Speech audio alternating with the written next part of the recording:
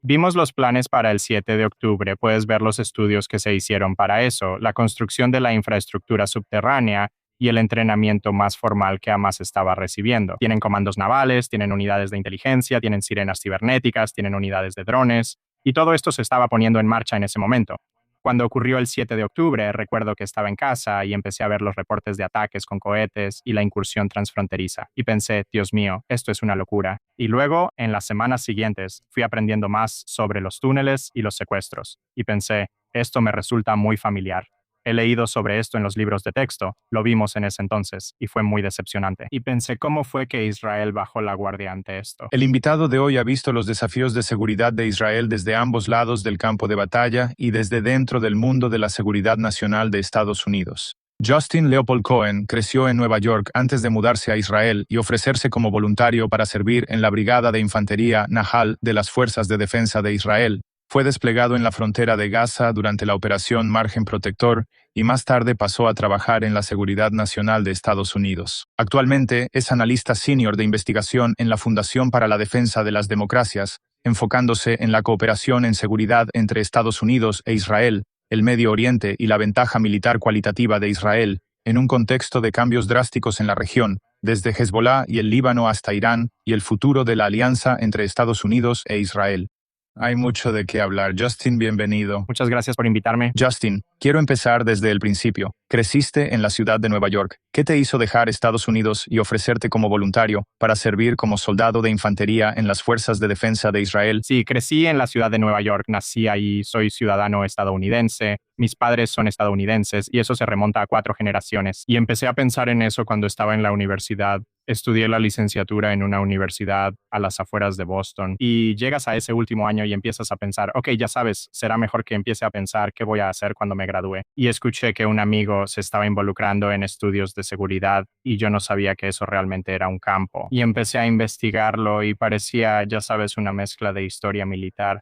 Y pensé, esto es algo en lo que podría involucrarme. Y siempre me ha apasionado mucho Israel. Crecí en un hogar muy, ya sabes, pro-Israel, y aunque no se compara con los campamentos de hoy en día, sí había una presencia anti-israelí en el campus que me motivó a siempre estar informado, listo para hablar del tema. Y pensé, está bien, déjame demostrar con hechos lo que digo y déjame ir, ya sabes, ver qué tanto puedo realmente dar de mí. Y pude investigar cómo enlistarme como ciudadano extranjero, lo cual Israel es uno de los pocos países que lo permite. Sabes, Israel, el Reino Unido, Corea del Sur tiene un programa. Por supuesto, la Legión Extranjera Francesa es muy famosa e Israel tiene esto para los judíos de la diáspora estadounidense. Así que me gradué en mayo y me enlisté en agosto de 2013 y lo primero que hicieron fue, ya sabes, curso de idioma. Y había tomado algo de hebreo muy básico, pero no pasé la prueba para entrar directamente. Así que me pusieron en curso de hebreo antes de unirme a la Brigada de Infantería Nahal unos meses después.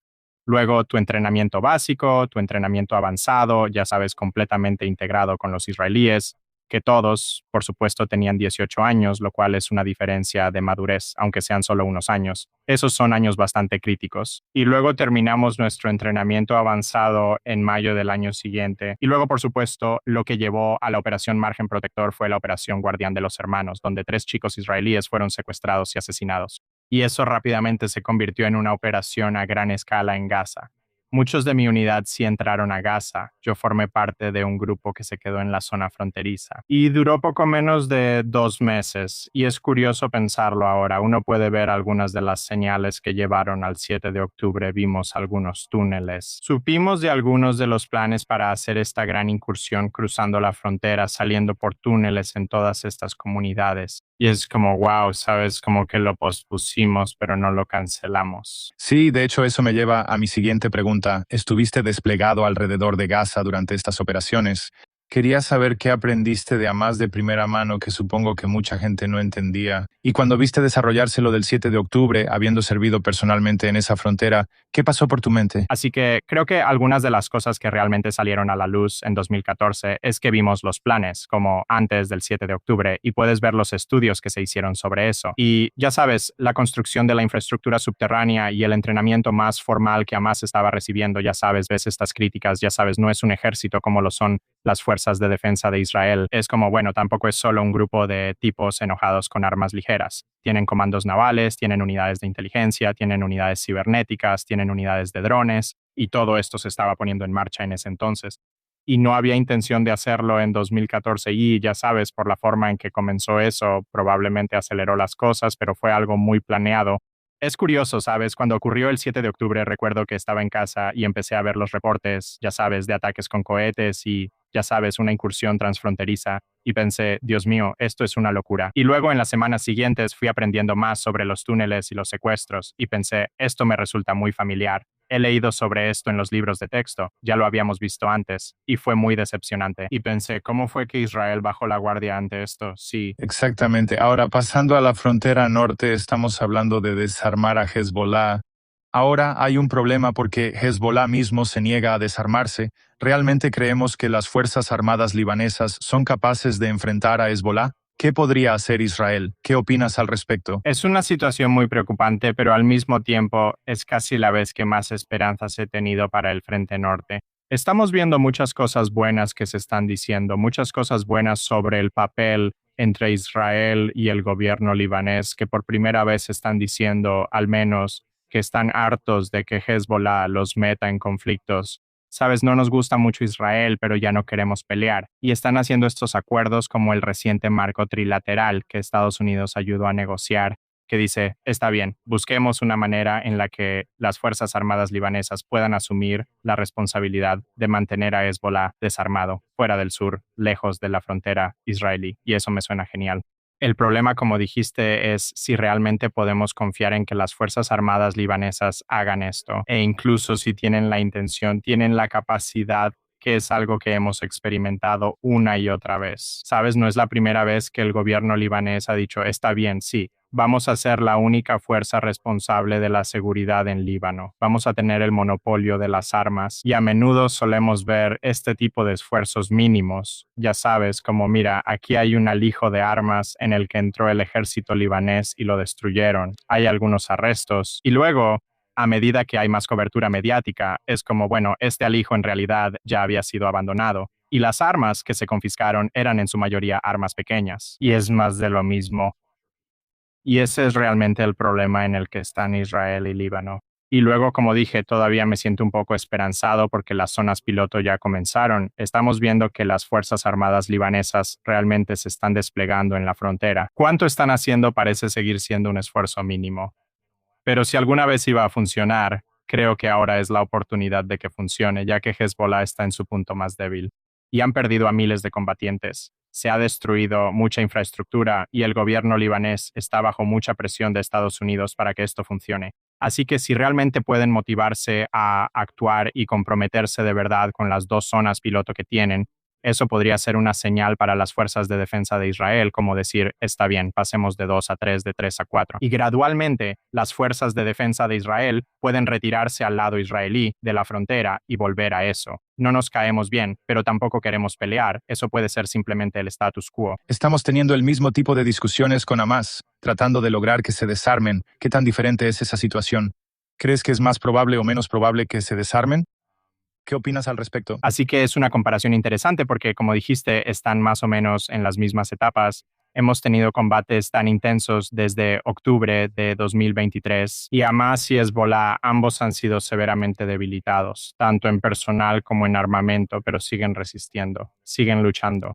¿Sabes? De vez en cuando, como vimos esta mañana, hubo un ataque de francotirador sobre la línea amarilla en Gaza, no desde la línea amarilla hacia las tropas de las Fuerzas de Defensa de Israel. Así que existen estas zonas de seguridad de las Fuerzas de Defensa de Israel. Yo diría que la gran diferencia es que, aunque las Fuerzas Armadas libanesas están haciendo esfuerzos mínimos, todavía están haciendo algo. Y no hay una fuerza comparable en Gaza que vaya a, ya sabes, escuchamos sobre la Fuerza Internacional de Estabilización y, ya sabes, la Junta de Paz, pero todavía está ocurriendo muy poco en el terreno. Si eso avanza, si realmente hay alguna fuerza que entre a Gaza aparte de las fuerzas de defensa de Israel que pueda hacer esos esfuerzos mínimos, sigue siendo mejor que nada, pero eso aún no ha sucedido. Ahora, como sabemos, en los últimos 2 años y medio, 3 años, el anillo de fuego de Irán ha sido severamente dañado por Israel. ¿Cuánto crees que realmente queda de ese anillo de fuego y podría revivirse de nuevo? ¿Qué opinas al respecto? Así que el anillo de fuego, tanto en lo que respecta a los misiles, cohetes y drones que tienen, como a las fuerzas proxy, ha sido severamente degradado. Y por supuesto, todo sigue ahí, y eso no niega el progreso que se ha logrado. Pero lo que realmente estamos viendo es un misil ocasional hacia el estrecho de Hormuz, o un cohete desde Irak, o un ataque con dron de Hezbollah o desde Gaza. Un francotirador es igual de efectivo para detener las conversaciones de paz, para traer inestabilidad, que un arsenal mucho más grande. Así que esa capacidad sigue ahí. Pero en cuanto a eso de, ya sabes, vamos a poner a Israel de rodillas, eso no ha pasado. Israel ha demostrado ser el ejército más capaz en Medio Oriente cuando Estados Unidos no está ahí. Y muy pocos ejércitos podrían hacer lo que hizo el Fuerzas de Defensa de Israel, pero el anillo de fuego y los grupos proxy siguen ahí. Ahora, Irán sigue ejerciendo una enorme presión a través, ya sabes, del estrecho de Hormuz. ¿Crees que Teherán perdió militarmente, pero conservó la capacidad de mantener como rehén a la economía global? Y si cedemos ante ellos mediante la diplomacia, eso les enseña que ese es un punto de presión que pueden seguir usando. Creo que la forma en que lo expresas es bastante precisa. Creo que definitivamente han perdido militarmente. Sabes, Estados Unidos, las fuerzas de defensa de Israel e incluso los Emiratos Árabes Unidos, en menor medida, han lanzado ataques significativos. El arsenal de misiles ha sido severamente degradado, y ya sea que haya sido destruido o enterrado, está fuera de servicio. Con los pocos lanzadores que todavía tienen, están, como dijiste, ejerciendo mucho poder y están mostrando cómo todavía pueden causar una desestabilización significativa y lanzar uno o dos misiles cuando les plazca. Y esto está entrando en un ciclo de, está bien, vamos a intensificar los ataques de nuevo si no se detienen. Y luego ellos dicen, está bien, nos detendremos, volvamos a las negociaciones. Hablamos un poco más y luego ellos atacan de nuevo, esta vez a otro barco, y ahora solo estamos dando vueltas en círculos desde el memorando de entendimiento, que ahora está obsoleto, pero que era muy favorable para Irán. Y uno se pregunta, o es como, ¿por qué ustedes no están entrando en el juego? Tenían este acuerdo muy favorable y aún podrían haber tenido sus marchas de victoria sobre Estados Unidos si lo hubieran aceptado, lo cual creo que es un final inaceptable, pero les dieron un regalo. Y realmente está demostrando que tenemos que llegar a un punto en el que ellos no intenten mantener secuestrado el estrecho de Hormuz, porque esa es su única carta para jugar ahora. Ahora has servido en el ejército de Israel, como dijimos, y también trabajaste dentro del mundo de la seguridad nacional de Estados Unidos. ¿Crees que Washington entiende completamente las necesidades de seguridad de Israel o hay algunas cosas que todavía no entienden? Creo que hay mucho entendimiento. Obviamente hay algunas diferencias.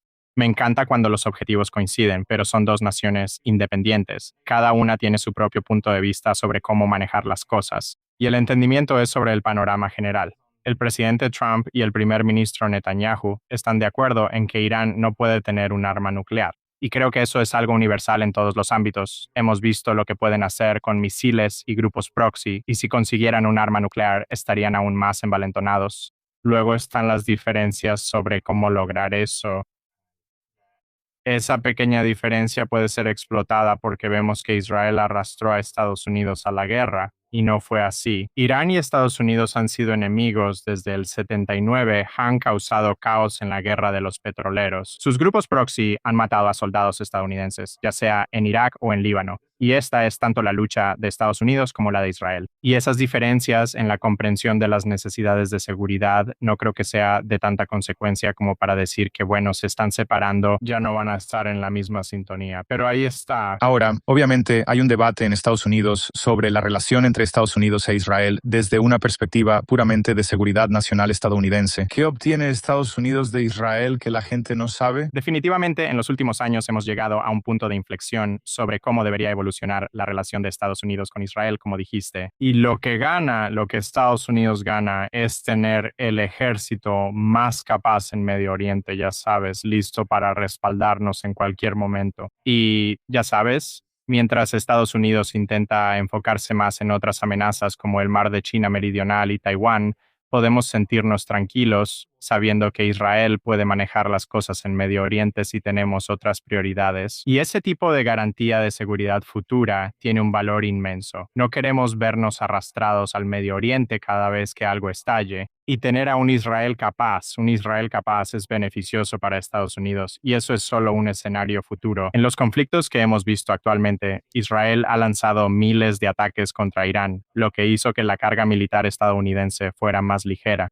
Y ese tipo de reparto de cargas es exactamente el tipo de comportamiento que el presidente quiere ver de otros socios de Estados Unidos, y eso es, en general, la idea principal. También está la enorme cantidad de intercambio de inteligencia. Están los ataques de Israel en Líbano, que han matado a comandantes de Hezbollah que estaban a cargo del atentado contra los cuarteles de los marines. Llevaron a esas personas ante la justicia. Y el hecho de tener esos logros ni siquiera entra en el tema de nuestra moral compartida, ya que somos países similares, tenemos los mismos valores. Exactamente. Ahora, como dijimos, tienes una perspectiva única por haber sido soldado de las Fuerzas de Defensa de Israel y ahora estudiar estas amenazas de manera profesional. Sabiendo todo lo que sabes hoy, ¿crees que Israel es más seguro de lo que era antes del 7 de octubre? Creo que es más seguro que antes del 7 de octubre, simplemente por el hecho de que muchos de estos grupos aliados de Irán han visto hasta dónde está dispuesto a llegar Israel, sabes, con sacrificios significativos. Muchos de los reservistas israelíes que siguen sirviendo han pasado muchísimo tiempo en conflicto. Han gastado, ya sabes, un presupuesto de defensa enorme y han utilizado, ya sabes, se oye hablar de la crisis de municiones en Estados Unidos. Israel está en la misma situación ahí. Y de alguna manera le están mostrando al mundo que están dispuestos a pelear de verdad cuando llegue el momento. Y si comparas eso con algunos de nuestros otros socios del Golfo que también fueron atacados por Irán, y ellos simplemente se quedaron al margen y dijeron, vamos a dejar que Estados Unidos e Israel se encarguen de esto. Y ya sabes, apenas se defienden por sí mismos. Algunos países hicieron más que otros. Definitivamente, los Emiratos Árabes Unidos merecen ser aplaudidos por eso. Pero la diferencia en lo que Israel está dispuesto a hacer para defenderse es clara y las amenazas han sido severamente reducidas, aunque siguen ahí, pero severamente reducidas. Ahora, obviamente Israel siempre tiene que estar en guardia. Cuando ves los próximos 5 o 10 años, ¿crees que hay algún país en el que Israel deba enfocarse que pueda convertirse en una amenaza para Israel? ¿Hay algo que te preocupe sobre el futuro? Sí, creo que, ya sabes, a pesar de lo que acabo de decir sobre las amenazas disminuidas, Irán sigue siendo la amenaza número uno. Todavía tienen la intención de, ya sabes, aferrarse a tanto poder como puedan, incluso si el debilitamiento en Israel aumenta. Todavía están tratando de proyectar esta imagen de que ellos son los más fuertes en Medio Oriente y van a hacer eso continuando financiando a estos grupos proxy, continuando armándolos y continuando sembrando el caos en toda la región, no solo en Israel, sino en todos lados. La otra gran amenaza que estamos viendo, curiosamente, proviene del principal socio de Estados Unidos en Medio Oriente a través de la OTAN, que es Turquía. Y ellos, ya sabes, son un aliado de la OTAN y han demostrado, ya sabes, una gran capacidad militar. Tienen un gran presupuesto de defensa. Tienen, creo, el segundo ejército más grande de la OTAN y al mismo tiempo han sido tremendamente hostiles en cuanto a la retórica hacia Israel, que es nuestro otro gran amigo en Medio Oriente. Y está llegando a un punto crítico en el que uno se pregunta, ¿es solo retórica? ¿Realmente están intentando amenazar a Israel? Y no solo a Israel, sino también a Grecia. Y uno puede entender, puede ver el punto de vista de Turquía, que es que Israel se está convirtiendo en una especie de potencia hegemónica en la región y eso no les gusta. Entonces ellos dicen, bueno, preferimos ser nosotros la potencia hegemónica y están encaminándose hacia un choque, les guste o no. Pero cuando mezclas esta retórica y lo que hemos visto en el pasado, parte de esto no es solo retórica, sino que de hecho, ya sabes, es apoyar a Hamas. Tienen miembros de Hamas en Turquía en este momento. Podrían arrestarlos y extraditarlos si quisieran, pero no lo van a hacer. Y entonces ves, ¿cuántas señales de advertencia necesitamos antes de preguntarnos si Turquía solo está hablando o si es una preocupación real? Parece que el presidente Trump está dispuesto a negociar con casi cualquiera, como Turquía, Qatar y todos estos países, ya sabes. Mencionamos, por ejemplo, que podrían estar albergando terroristas o podrían tener pensamientos negativos sobre Israel.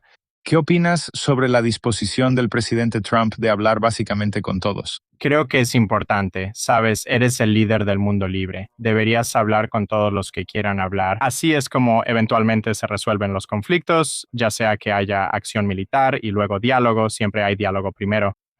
Creo que podría haber una postura más firme con algunos de estos países. Y sabes, Estamos viendo como con Turquía, justo la otra semana, el presidente decía cómo Turquía casi intervino en la guerra a favor de Irán. Y luego esto es parte de la misma discusión de, bueno, démosles el F-35 y simplemente son cosas extrañas de las que hablar al mismo tiempo.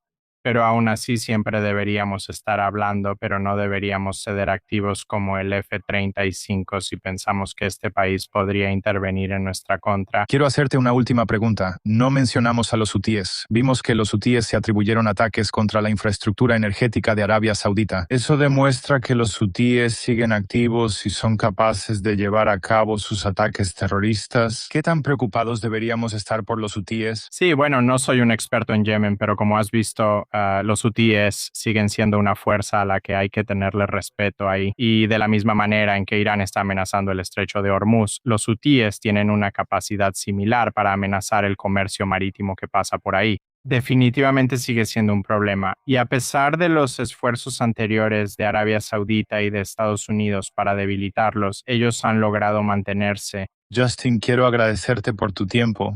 Aprecio esta conversación. ¿Cómo puede la gente encontrarte, leer los artículos que escribes y cualquier cosa que quieras promocionar? Sí, muchas gracias por invitarme. Fue genial repasar todas las buenas noticias en Medio Oriente en este momento. Si la gente quiere encontrarme, estoy en X, antes conocido como Twitter, como Justin Leopold Cohen. Todo mi trabajo está publicado en la Fundación para la Defensa de las Democracias, junto con algunos de mis excelentes colegas en el Centro de Poder Militar y Político. Esa es el área en la que trabajo, CMPP. Nos encargamos de asuntos militares, ya sea en Medio Oriente, Europa o Asia, y ahí es donde recomendaría ya sea Twitter o el sitio web de la FDD. Increíble, gracias. Te deseo todo lo mejor. Gracias. Adiós.